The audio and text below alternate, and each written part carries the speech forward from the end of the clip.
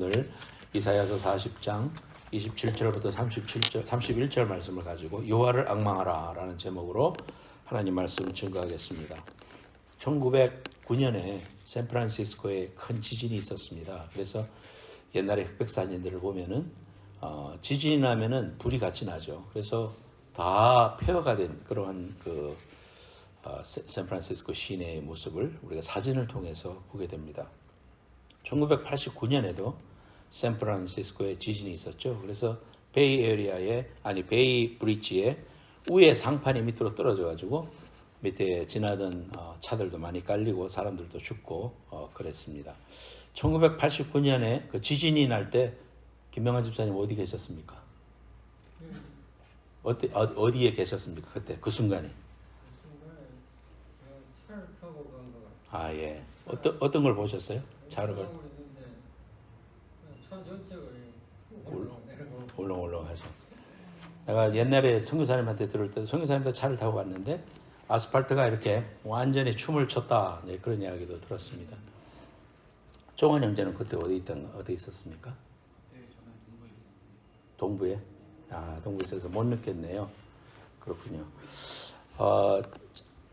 제가 어떤 성도님한테 들었는데 집사님 부부가 세탁소를 하셨는데 지진이 막 그때 흔들리니까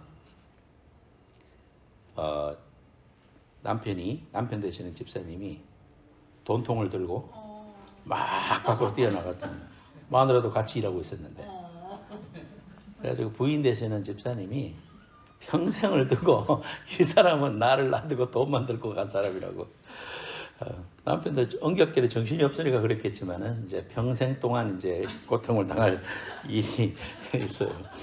실화죠, 실화. 예, 그랬다고 그럽니다. 그래서 어떤 분들은 진짜 집이 막 흔들리고 그 짧은 순간이지만은 막 공황 상태에 빠졌다, 그런 이야기들도 많이 들었습니다. 지금 지진이 또 6.7이 났다고 그러는데 참 어려움이 많습니다. 그래서 우리 그 침례교 총회에서 우리가 그쪽에 우리 선교사님들도 있고 하니까 선교용금을 좀 보내자 그래가지고 연락이 왔었어요. 그래서 우리도 교회도 한번 했으면 좋겠습니다. 베니스 가봤죠? 베니스는 물길이 이제 빌딩마다 있어요. 그러니까 거기는 차로 다니는 게 아니고 그 베니스 안에는 전부 다 이렇게 배가 차예요. 그래서 또 그 사이를 이렇게 물길을 따라다니면서 노를 저으면서 사람들이, 우리가 라스베가스 가면은 베네치아 호텔에 가면은 그거를 만들어 놨잖아요. 그래서 막 노래도 오 솔레미오 하면서 노래도 하고 막 이렇게 하는데 비가 안 와가지고 지금 뉴스에 나온 걸 보니까요, 개천이 됐어. 개천이. 그 사이에 배가 다닐 수가 없어요. 그래서 관광업도 중단되고 지금 베니스 그때 모습을 보면서 항상 물이 넘쳐갖고 어떻게 피해를 입었다 이런 이야기를 들었었는데 가뭄 때문에 그런 일들이 있습니다. 근데 반대로 브라질에는 엄청난 홍수가 주어져가지고 좀 굉장히 어려움이 있다 그랬습니다. 터키에 제가 가봤을 때도 옛날에 그 아테미 신전 이런 거 그런 것들 다 무너졌어요. 왜 무너졌냐면 지진 때문에 옛날에 무너졌다, 그런 이야기들을 들었습니다. 지금 이상기온 또 그 자연을 파괴하고 그럼으로 인해서 북극에 남극에 물도 그 빙하도 높고 캐나다에 제가 갔을 때도요, 밴프에서 제스프까지 가는 길에 보면은 큰 빙하가 있었어요. 이게 제가 갔을 때만 해도 좀 오래전 이야기인데요. 빙하가 시작되는 지점까지 비지터 센터에서 한참 차 타고 가야 돼요. 눈에 보이긴 하지만은 굉장히 멀어요. 옛날에 이까지 있었다는 거예요. 지금은 아마 더 줄었을 거예요. 그만큼 온난화가 심합니다. 이제 이러한 것들이 일어나는 거 보면서 우리가 생각할 때 이게 자연재해 때문이구나. 또 우리 인간이 브라질의 아마존 밀림 같은 경우도 엄청난 그 나무를 다 불태우고 농장으로 만들고 이러면서 그 나무가 이산화탄소를 정화시키잖아요. 그래서 제가 언제 한번 뉴스에 들으니까 전 지구상에 있는 소들이 방귀를 끄면은 이산화탄소가 나오는데 그 양이 엄청나답니다. 그게 이제 나무를 통해서 중화가 되고 이렇게 바꿔져야 되는데 나무들을 그렇게 파괴하니까 모든 흐름이 달라지고 또 조류가 달라지고 그러니까 이 모든 스트림이 달라져서 금년에도 우리가 왜 이렇게 춥잖아요.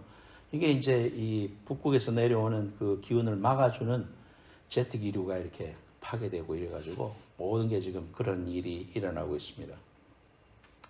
참 말세에 이르러서 우리가 마태복음 25장 같은 걸 읽어봐도 그대로 지금 일어나고 있고 그래서 참 안타깝습니다. 우리가 마음을 경계하면서 준비하고 이럴수록 우리의 마음을 흔들리지 말고 여호와를 바라보고 여호와를 앙망해서 우리가 난관을 뚫고 이겨나가야 되겠는데 그래서 오늘 여호와를 앙망하라 라는 제목을 잡았습니다. 오늘 이사야서 40장 말씀 전체적으로 한번 이렇게 간단히 살펴보면은요. 이사야 40장 말씀 한번 봐봐요. 1절 봅시다. Comfort ye my people 하면서 핸드레 메시아의 테너 솔로가 나오는 장면이 여기입니다. 너희는 위로하라. 내 백성을 위로하라. 이 부분을 놓고 이제 핸드레 메시아가 작곡이 됐는데요. 1절에 보니까 내 백성을 위로하라 이렇게 명령하십니다. 왜냐하면은 이스라엘 백성들이 지금 포로로 잡혀와서 무지 고통을 당하고 고통을 당하는 이러한 현장 속에 있었기 때문에 이사야가 그들을 위로하라는 하나님의 위로의 말씀을 선포합니다. 그래서 이 첫 번째 메시지가 있고요. 두 번째 메시지는 3절에 있습니다. 외치는 자의 소리여 이르되 너희는 광야에서 여호와의 길을 예배하라 그랬습니다. 그래서 광야에서 여호와의 길을 예배하라. 광야와 같은 그들의 포로됨에서 돌아올 것이라는 그러한 것들을 준비하고 선포하는 것을 말씀해 주십니다. 세 번째로는 인생의 허무함을 이야기합니다. 6절에서 8절 말씀에 보면은 말하는 자의 소리여 이르되 외치라 대답하되 내가 무엇이라 외치리이까 모든 육체는 풀이요 모든 아름다움은 들의 꽃과 같다. 푸른 마르고 꽃이 시들면 여호와의 기운이 그 위에 불미라. 이 백성은 실로 풀이로다. 푸른 마르고 꽃은 시드나 우리 하나님의 말씀은 영원히 있으리라. 이런 걸 보면서 우리 인간은 참으로 허무하다. 하나님이 없이는 우리 인생을 논의할 수가 없다. 그래서 유명한 그러한 그 역사적인 유적지에만 가더라도 우리가 보면서 우리 인간이 얼마나 전과 같은 존재인가 이런 것들을 피부로 와 닿습니다. 그리고 아무리 융성했던 문화도 사람들은 사라져가고 그들이 남긴 이집트의 상형 문자 또 무슨 피라미드 이런 것들도 먹고 사는 그런 하나의 도구로 그의 민족들이 살아가는 이런 모습을 볼 때에 아무리 진시 황제가 자신의 삶이 위대하고 영원히 살고 싶어 했으나 이 풀의 마름과 같다. 성경은 우리에게 그렇게 이야기해 주고 있습니다. 인생의 허무에 대해서 이야기하고요. 하나님만이 영원하다. 그렇게 말하고 있습니다. 네 번째로는 아름다운 소식을 시온에 전해라. 그것은 무엇입니까?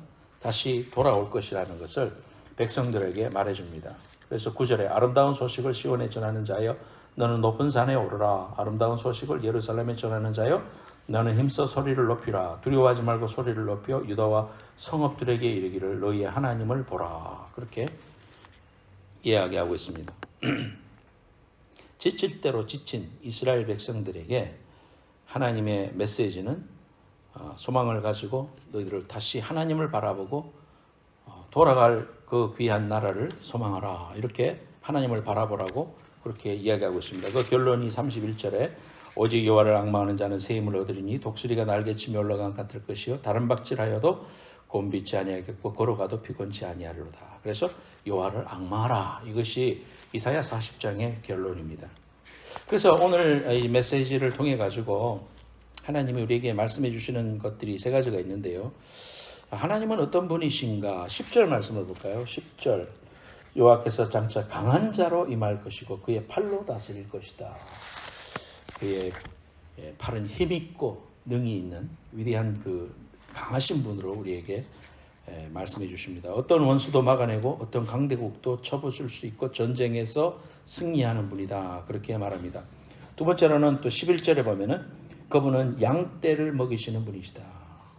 우리 우리를 돌보시고 먹이시는 그런 분이시고 우리를 인도하시는 분이다.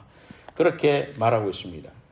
그러면서 12절에 누가 손바닥으로 바닷물을 헤아렸으며 뺨으로 하늘을 쟀으며 이렇게 손으로 이렇게 바라보는 걸 말합니다. 그 다음에 땅의 티끌을 되에 담아 보았으며 접시 저울로 산들을 막대 저울로 언덕을 달아봤겠느냐. 누가 여호와의 영을 지도하겠느냐. 그의 모사가 되어 그를 가르쳤겠느냐.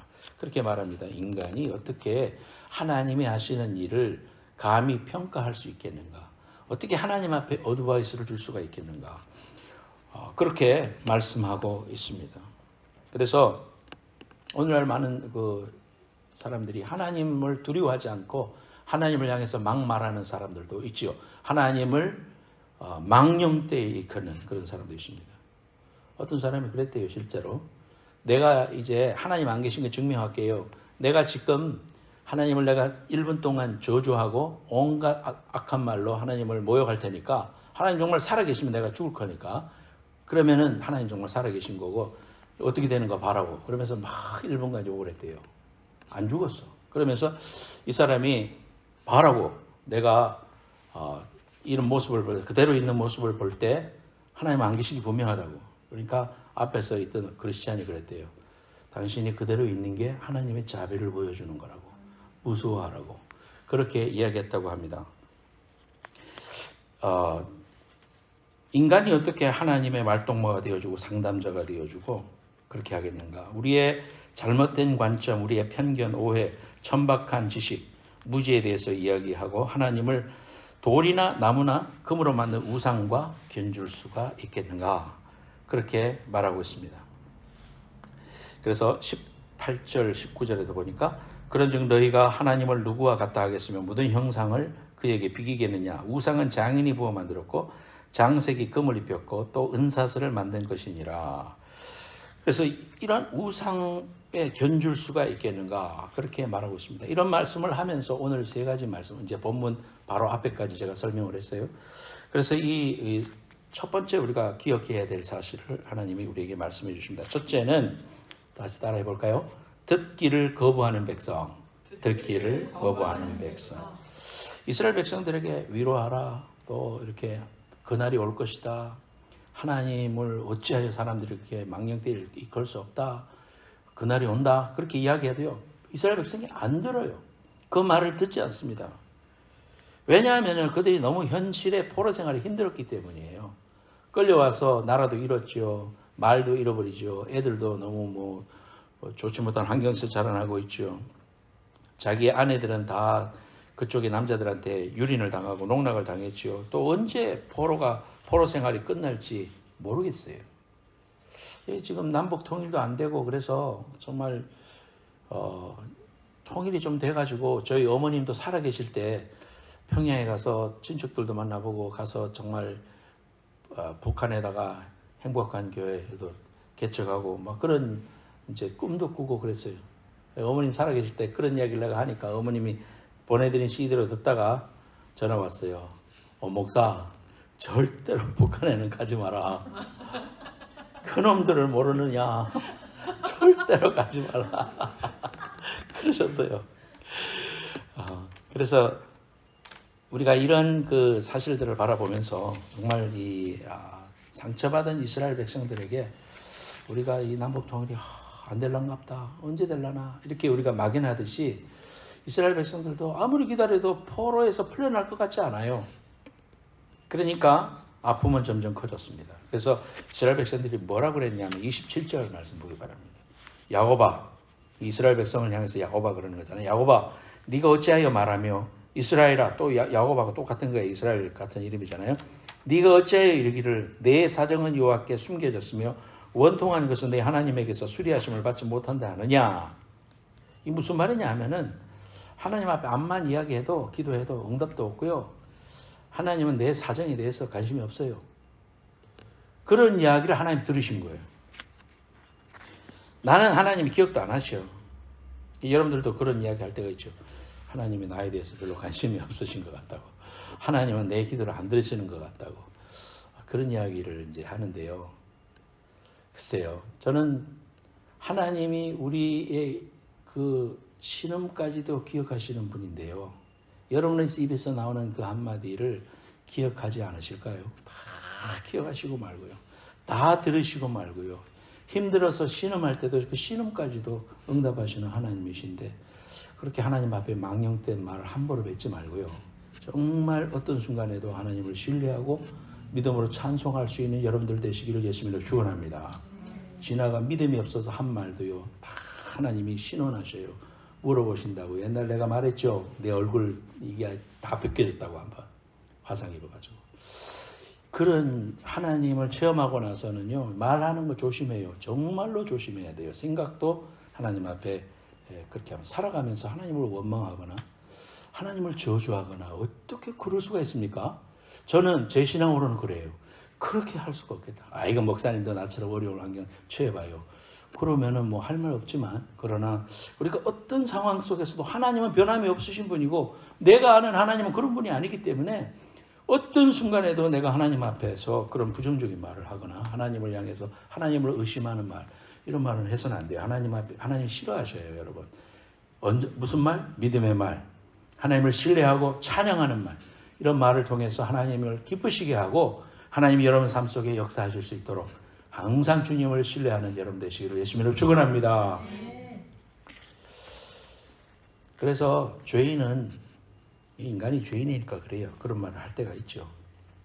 자신은 자신의 실수는 가볍게 여기고 또 자신이 받고 있는 고통과 고난은 크게 생각합니다. 그러니까 나는 뭐 그럴 수 있어. 내로남불이란 말이 있잖아요. 내가 하면은 로맨스고 남이 하면은 불륜이다. 이제 이런 식으로 생각하는 거예요. 하나님 앞에서. 내가 지금 겪고 있는 고통이 너무 크니까 그거는 크게 보여. 하나님 나한테 왜 이러세요? 하나님 나한테 왜 이렇게 어려움이 있어요? 그렇게 말하는 거죠. 근데 이제 내가 아는 그 하나님은 그런 분이 아닌데 그게 뭐냐면 내 사정은 여호와께 숨겨졌으며 원통한 것은 하나님께서 수리하지 않으셨다. 무관심하시다. 수리하지 않으셨다는 받아주지 않으셨다. 무관심하시다. 그런 말이거든요. 막혀있다는 거예요.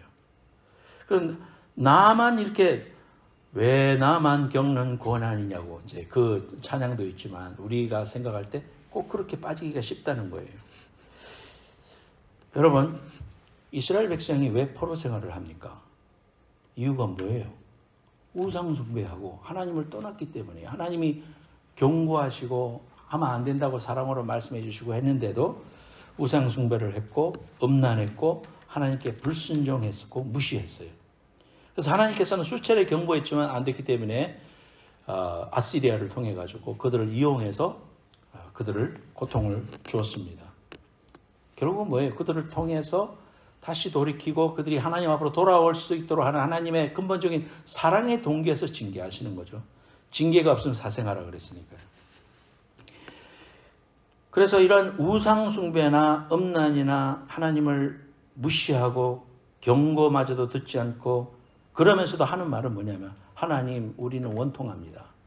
나는 하나님은 그러실 수 없나이다. 이러면서 하나님 앞에 원통하고 억울하다고 이렇게 말하고 있습니다. 우리가 사실 오늘날 겪고 있는 모든 정치, 경제, 사회 속에서 우리가 겪는 것이 고통과 아픔은 크게 보이고 내가 중심이 되니까 인생 속에서 내가 중심이 되니까 하나님이 내 삶의 주인이 돼서 바라보면은 믿음으로 해석되는데 내가 자꾸 주인이 되니까 내가 상처받는 것 같은 거예요. 내가 어려움을 겪는 것 같은 거예요. 내 문제만 커 보여. 다른 사람은 다 평안하게 사는 것 같아요. 그래서 결과로 상처를 받는 거예요. 왜 선하신 하나님이 악을 만드셨어요? 왜 선악과는 두셨어요? 왜 하나님이 다 타락할 것도 아시면서 왜 선악과를 만들어놨어요? 사랑이 아니잖아요. 이런 식으로 하나님 앞에 묻는 것과 똑같습니다. 내 사정은 여호와께 숨겨졌으며 원통한 것은 하나님께서 수리하지 않았다 그랬습니다. 아까 제가 설교 서두에도 말했지만 이러한 자연재해와 이러한 인간들이 막 사용하고 정복하고 하나님이 우리에게 주신 양식을 한 사람이 한 나라가 다 독차지하고 이름으로써 전쟁이 나고 어려움이 오는 거 아닙니까? 결국 이러한 기근과 지진과 태풍과 재앙이 하나님이 우리를 고통을 주려고 그 일을 통해서 우리한테 재앙을 주신다 이렇게 생각하는데 왜 하나님이 허리케인을 막지 않습니까? 왜 하나님이 지진을 안 막습니까? 거기에도 예수 믿는 사람이 있을 텐데 왜 터키에는 그런 어려움이 옵니까? 악으로 말하자면 이 미국 땅에도 만만치 않을 텐데요. 그렇게 사람들이 이야기할 수 있죠. 근데 여러분 노아 시대 때 홍수가 난 게 하나님이 잘못해서 그런 겁니까?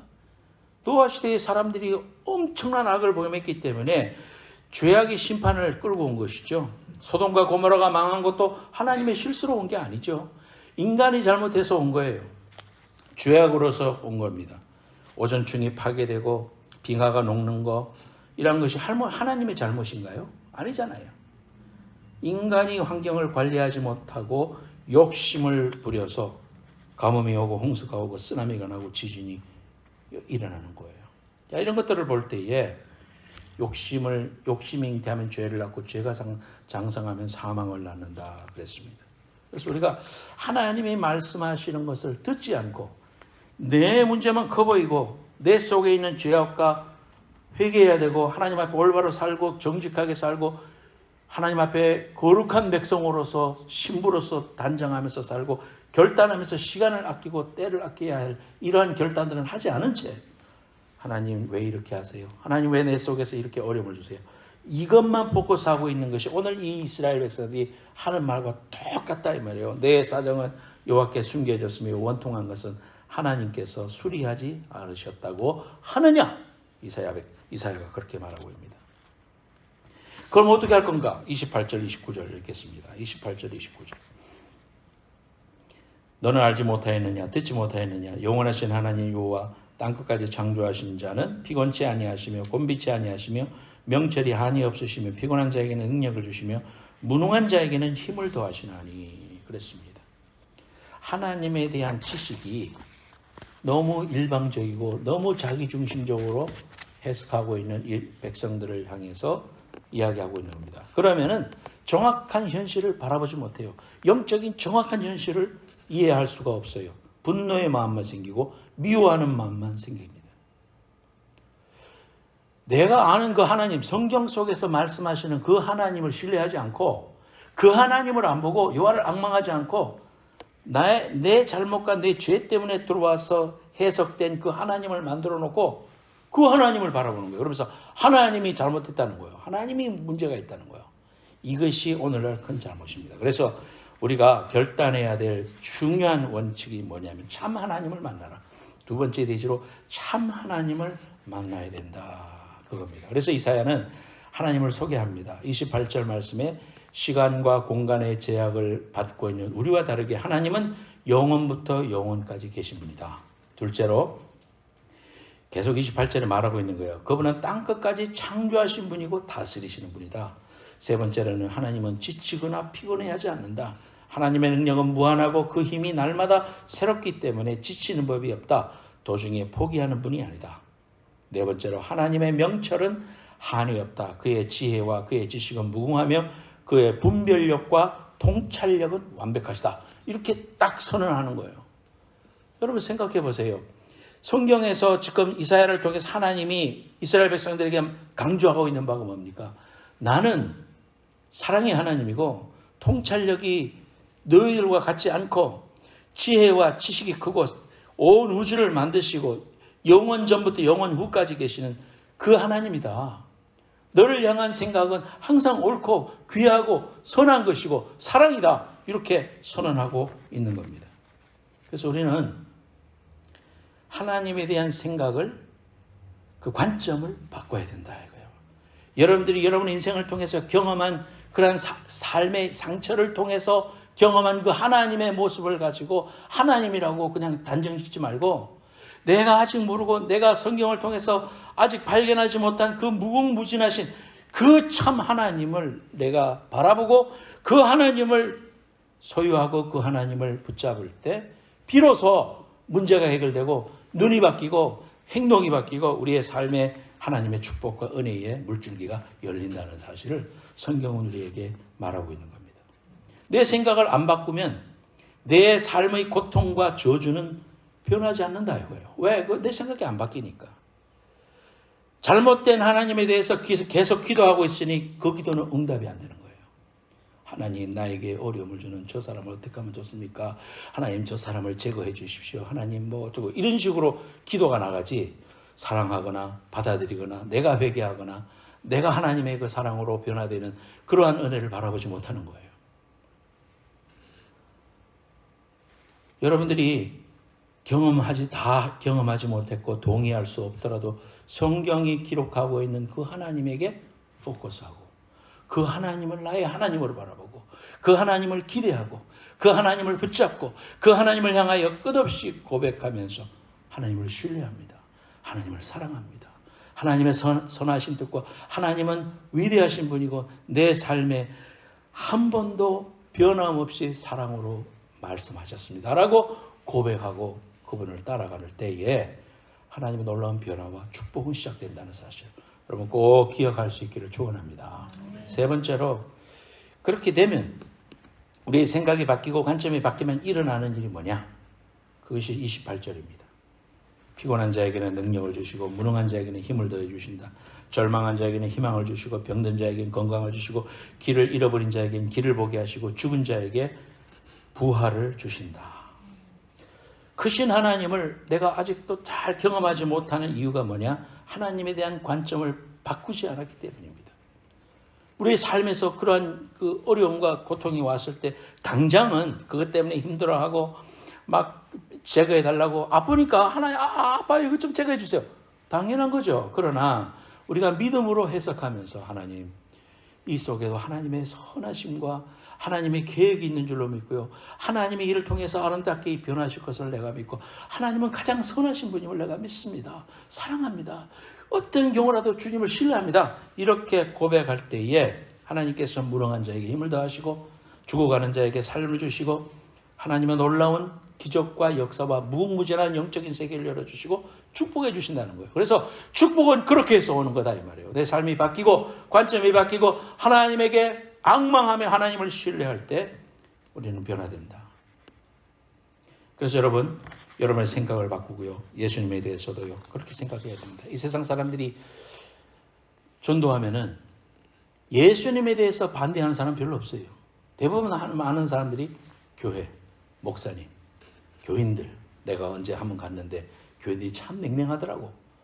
그러면서 그것 때문에 교회를 안 나간대요. 이것처럼 불행한 일이 어디 있습니까? 이것처럼 처절한 일이 어디 있습니까? 자기 영혼이 지금 망하는 거예요, 그거. 내가 경험한 게 하나님이 아니잖아. 하나님을 아는 사람들의 부족함 때문에 온 상처인데 내가 자라났으면 그것도 상처가 안 될 수도 있는 거예요. 그렇기 때문에 그러한 것들 때문에 주저앉거나 좌절하지 말고 하나님은 크시고 위대하시고 사랑이 많으시고 그분은 참으로 좋으신 분이라는 사실을 성경을 통해서 여러분의 성경을 날마다 읽으면서 그 하나님을 만날 때 하나님을 사랑합니다. 그렇습니다. 하나님. 그럼에도 불구하고 하나님은 이스라엘 백성을 사랑하셨죠. 내가 하나님을 신뢰합니다. 다 이해할 수 없고 지금의 모랄을 가지고 다 이해할 수 없는 성경의 스토리가 있을지라도 하나님이 말씀하신 거 선하신 것이고 나는 그것을 믿습니다. 하나님은 가장 좋으신 분입니다. 내게 가장 소중한 것이 있다면 주님께 드릴 겁니다. 주님 앞에 이렇게 믿음으로 고백할 때에 기적이 일어난다 이거예요. 그래서 30절과 31절에도 소년이라도 피곤하며 곤비하며 장정이라도 넘어지며 자빠지되 오직 여호와를 앙망하는 자는 새로운 힘을 얻어서 독수리 날개치며 올라갈 것이다. 그렇게 말했습니다. 여러분, 이스라엘 백성들이 가졌던 원망과 불평의 하나님으로부터 떠나서 창조주 하나님, 이스라엘 백성을 출애굽하시고 자신의 생명보다도 더 귀중히 여기시며 이끌어 주셨던 그 하나님을 향하여 포커스 맞추고요. 여러분의 삶에 다 이해할 수 없어서 때로는 고통과 슬픔이 있었던 그 순간이라도 그 순간이 지나 하나님이 나를 오늘날까지 인도해 주시고 좋은 것을 주시고 먹여주시고 입혀주시고 영적으로 위로해 주셨던 그 하나님을 바라보고 여러분 인생 가운데 내가 이해력이 부족하고 명철이 없어서 하나님 앞에 잘못 말한 거 있다면 주님 내가 몰라서 그랬어요. 하나님 나를 불쌍히 여겨주세요. 하나님 앞에 회개하고 하나님께 여러분의 마음의 이 가치관을 바꿔서 주님께 딱 달라붙는 그래서 축복의 문이 활짝 열려지는 여러분들 되시기를 예수님의 이름으로 축원합니다.